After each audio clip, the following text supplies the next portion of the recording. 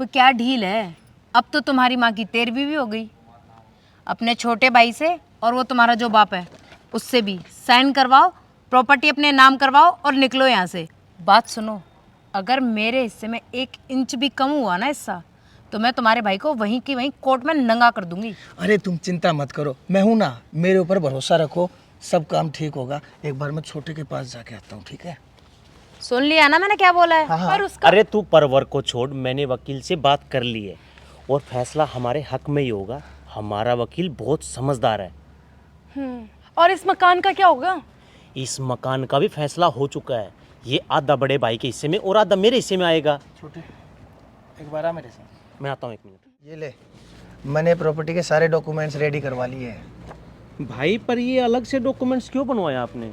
अरे भाई, तेरी भी बिजी लाइफ है, मेरी भी बिजी लाइफ है, ना तेरे पास टाइम ना मेरे पास टाइम, बार बार में मिला नहीं जाएगा। इसीलिए मैंने सोचा एक बार में ही दोनों के अलग अलग डॉक्यूमेंट्स तैयार करवा लूँ।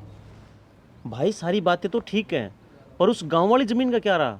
भाई जी, तू गांव की ज़मीन है अपनी 4 एकड़, और मैंने प्रॉपर्टी डीलर से बात भी कर ली है। आज के मोल भाव के हिसाब से अप्रोक्सीमेटली 1 करोड़ के आसपास वैल्यू लग रही है ज़मीन की। 50 लाख तेरे और 50 लाख मेरे। और रही बात पापा की, तो पापा को तो छोटे तुझे ही रखना पड़ेगा, क्योंकि तेरे को तो पता है, एक तो मेरा फ्लैट छोटा, ऊपर से मेरे बच्चे भी बड़े हो चुके हैं, तो उनकी सेटिंग मेरे घर तो हो ही नहीं पाएगी। नहीं भाई साहब, मैं पापा जी को नहीं रख सकता। आपको तो पता ही मेरी घरवाली कैसी है। उस घर में तो मैं ही बड़ी मुश्किल से रह रहा हूँ, वो पापा जी को कैसे रखने देगी? भाई पापा को तो तुझे ही रखना पड़ेगा। ठीक है भाई साहब, पापा को मैं रख लेता हूँ, पर आपको मेरे को 50 लाख की जगह 60 लाख रुपए देने पड़ेंगे। पापा जी का खर्चा जो होगा। तू पागल है क्या? 10 लाख रुपए देने पड़ेंगे?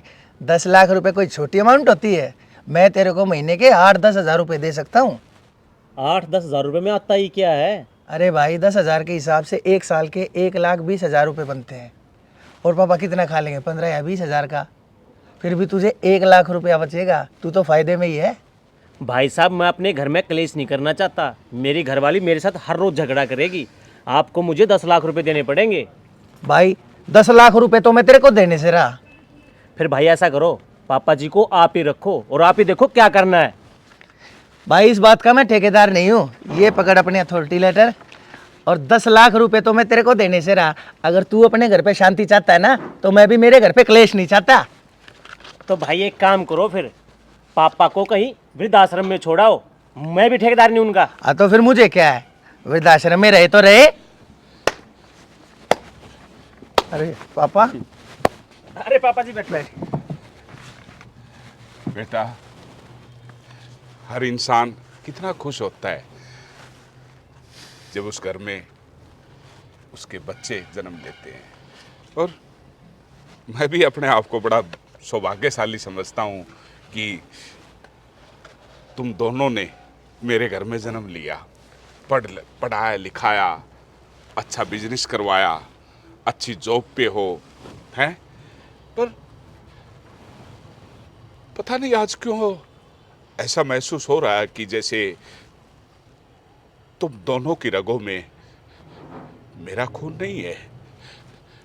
पापा ये चुप!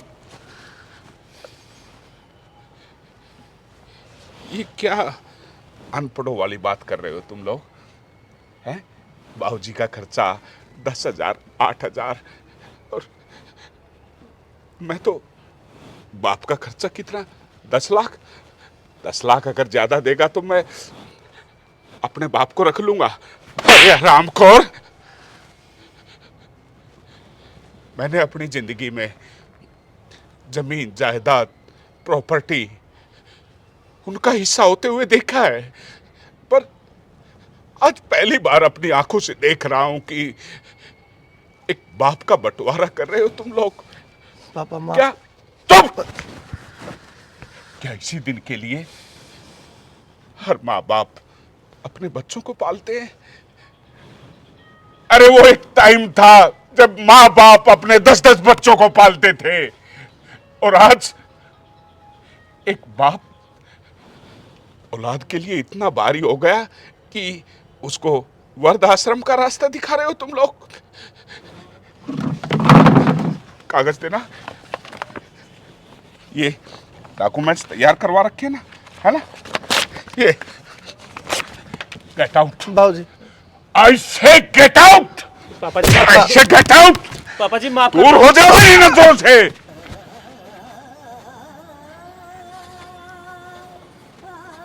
टूट जाता है वो बाप जब उसकी जिंदगी में ऐसी औलाद आ जाती है। इससे अच्छा तो मैं बेऔलाद ही होता।